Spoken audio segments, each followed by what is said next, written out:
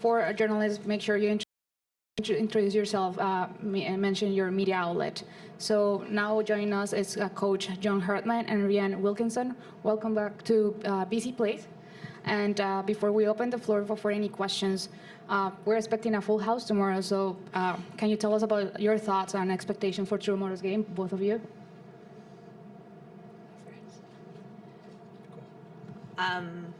We're excited to be here. Vancouver is definitely home base for all of us, even though many of us are from all over Canada. We train here and we live here for big chunks of the year. So having this important game in Vancouver in front of these fans that have supported us all along the way is exciting, and we're looking forward to it.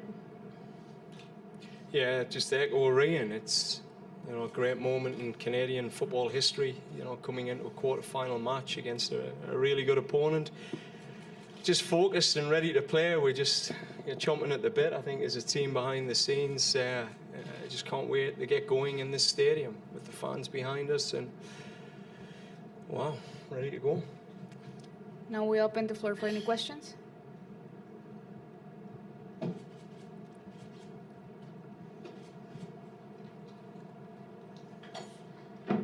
Emily from RDS. My question is going to be in French, and it's for Rhian. Rhian, le dernier match a été houleux défensivement. Il y a eu des hauts et des bas. On va avoir besoin de quelqu'un qui va prendre le lead durant le match. Est-ce que tu es prête à le faire? Will you be ready to take that leadership role in the defense? L'équipe est prête. On est prêt pour ce match. On sait que c'est un match proche, 1-0, mais c'est comme ça qu'on gagne les matchs. C'est des batailles, et on sait que l'Angleterre, ça va être une équipe très forte. On est prêt pour eux, et on sait encore ça va être une bataille. L'expérience que tu as sur la scène internationale, est-ce que tu as un petit rôle de plus à jouer pour les joueuses autour de toi qui sont peut-être un peu plus jeunes? Oui, je pense que tous les joueurs avec plus de maturité doivent être prêts pour aider les plus jeunes, mais ils sont prêts. Nos jeunes joueurs sont très matures. Tu peux voir ça, ils sont prêts et excités pour ce match aussi. Here? Yep. It's for John. John, Mark Sampson says you wear your shirts too tight, but we all know that Englishmen don't have a sense of fashion. But we'll excuse that one. But he's a Welshman. Yeah. He also seemed to be playing a bit of mind games today, talking about how aggressive your team is, how overly aggressive, that you should have had 4 times more fouls called, and that trying to say that the referee is going to be certainly intimidated by the presence of 55,000 in here. What are your thoughts on how you expect this game to be refereed, and whether your team is more aggressive than any other teams here? Look, we're just looking forward to get out there and giving England hell. I mean, that's what we're lining up to do. It's going to be an aggressive, physical game. There's one team there that wants to prevent us from getting to the next round, and another team there that's it's what they've been dreaming of for the last 3-4 years and maybe all their life. So we'll be going out there as physical as we can and just doing what Canadians do.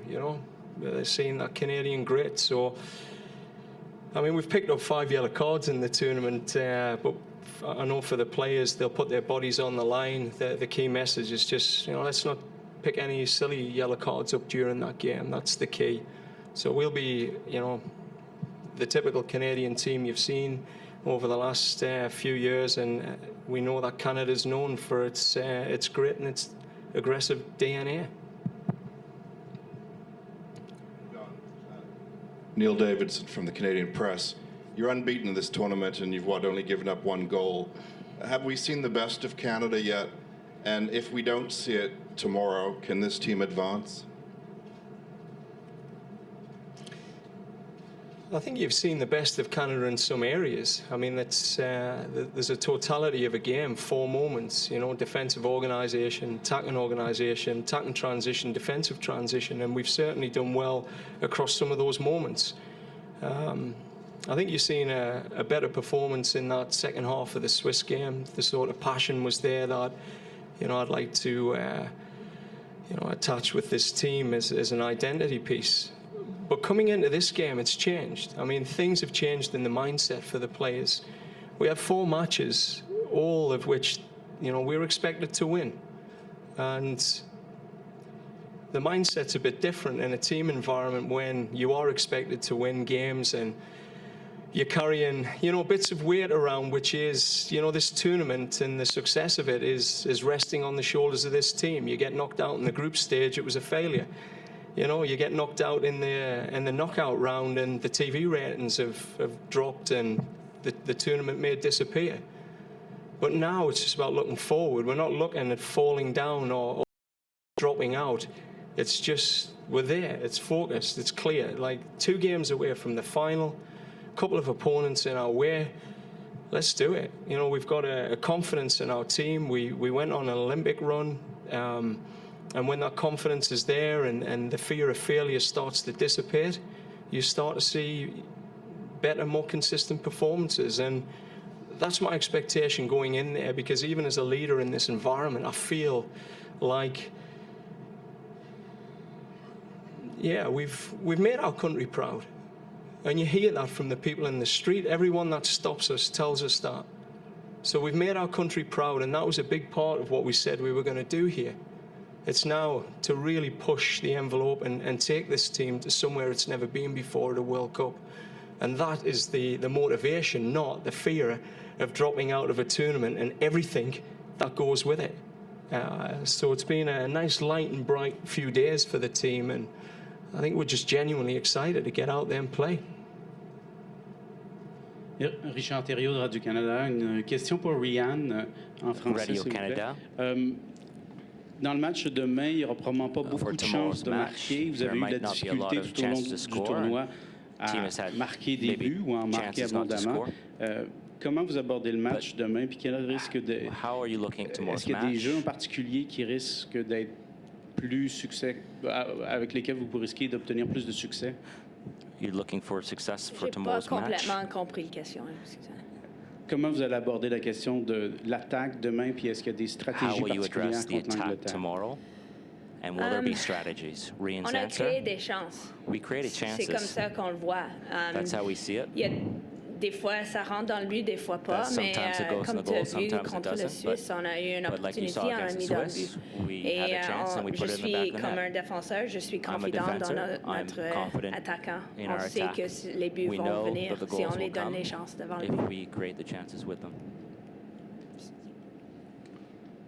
I'm Tony Layton. I'm an English journalist. I'm here for several nationals, including the Daily Telegraph and the Sunday Times. John, good to see you.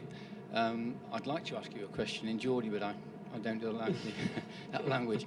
I've been here since the start of the tournament and looking at the media around the country. It seems to me that people want you to not only win, but to win like Barcelona. Is that kind of frustrating that, that you're not getting back just for winning games? Look, I think when we walk along the street, Tony, we bump into all sorts of fans, and the fans are happy with where we're at, and they're the people we do it for. People are going to have an opinion, and they're entitled to it. I've got opinions.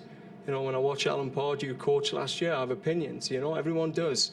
And people are entitled to them, but I'll tell you now, the people on the street, the people who turn up into them stadiums, the 55,000, they're fully behind this team, and they have been right from the start. So I think that's the best answer to the question. Hi, John. Geraint from Sky Sports. With the exception of the Colombia game, England have started slowly and tended to have to change their tactics. They've got it wrong to begin with. Is that a big weakness you see in England?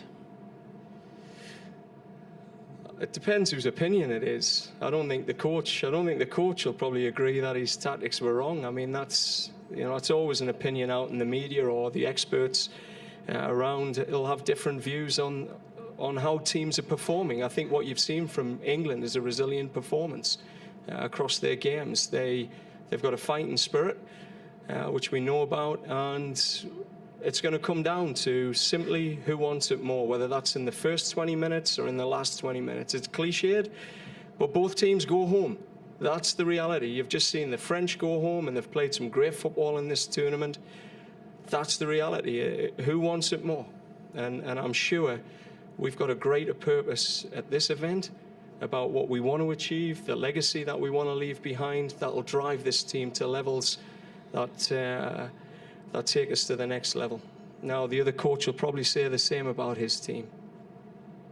I'm just going to pop in. Anyone has a question for Rian in the room?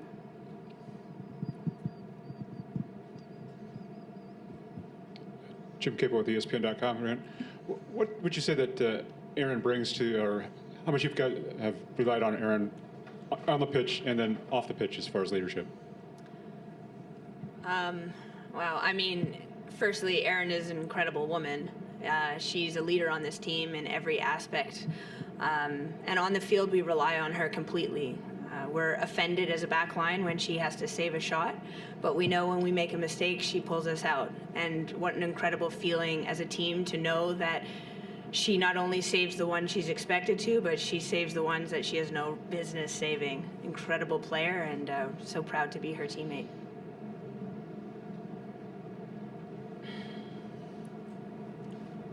Hi, Alistair McGann from BBC. You said before the Netherlands game that you showed the team videos of Paul Gascoigne in 1990. I just wondered whether you had any other Geordie wisdom up your sleeve for this game. Look, the Gaza video, we were pulling some similarities to the Italia 90 team, and the way they were progressing through the group stage. And for the Netherlands game in Montreal, we put out some young players and talked about that every tournament a young player breaks out, and often they can be the one that changes it. And Ashley Lawrence became a bit of a Gaza in that moment with the goal she scored as a 20-year-old. I mean, it was really cool. We've got little things that we do with the team behind the scenes. Gaza won't be coming out again, but we've certainly worked hard to move the mindset for this game, to keep it really clear on our purpose and really not clutter up this game. Like, this game doesn't need any more fuel, passion. It doesn't need any motivational speeches from the coach. I had a little bit in the dressing room there with the team, and we've made some commitments to each other, and that's it. Tomorrow and today, it's just about this group going and doing what we know they can do. They're a great team when they connect and stay connected, whistle to whistle, and that'll be the goal tomorrow. John, several of the English players have suggested that given their different formations, rotations, lineup selections, it's hard to know which England to prepare for, and that you won't know which England you're going to face. That seems to go against your comprehensive coaching approach. How would you respond to the suggestion that you don't know which England you're going to face? I mean, the build-up to the tournament, there was a consistency in their playing model and style. I think through the tournament, they've adapted each game to each opponent. So there'll be an element of surprise, which I think every coach likes to have up the sleeve in a tournament. But I think the main thing is the principles, the philosophy you can see is still quite consistent, regardless of the games that they play. There's a core group of players that, aren't changed too often. And there's certainly a style of play around, their attack and transition, and that we have to deal with. There's some fluidity in their front five players and how they try to exploit space in and around your centre backs. So, I mean, there is consistency in how they're playing, although the lineups have been very different and some of the tactical nuances have changed. So we'll be preparing for that. The last question.